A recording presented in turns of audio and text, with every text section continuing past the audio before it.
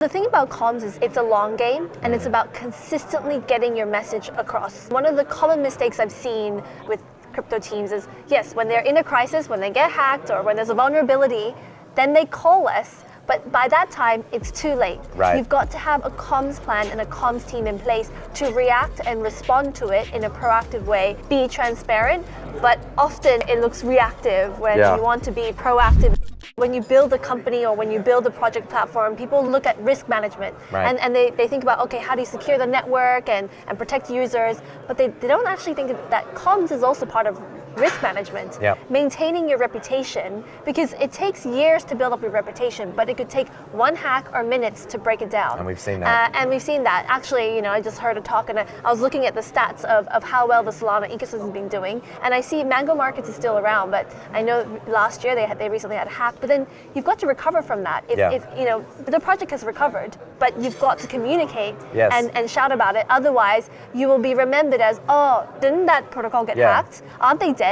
So we see that a lot. What do you do in that situation, right? So bad thing happens, we've got to obviously communicate that the bad thing happened, but then 6 months down the track when you're still going and people are perhaps remembering you as the thing where the bad thing happened, well, how do we change that? So the thing about comms is it's a long game and it's about consistently getting your message across.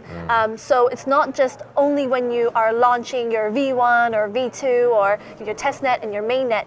It's constantly putting out what you're doing, speaking to the media, speaking to the press. And one of the common mistakes I've seen with crypto teams is, yes, when they're in a crisis, when they get hacked or when there's a vulnerability, then they call us. But by that time, it's too late. Right. You've got to have a comms plan and a comms team in place to react and respond to it in a proactive way.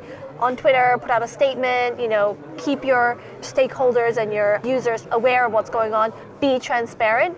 But often it's like a quick tweet, and you can see that it looks rushed or it looks reactive when you want to be proactive in a situation like that. And we've seen that happen before. We've seen a big hack happens and then everyone's like, what's happening? What's going on? And then the situation's getting worse meantime that no one's speaking. They're all waiting for the founder of the project to make a statement and they just don't.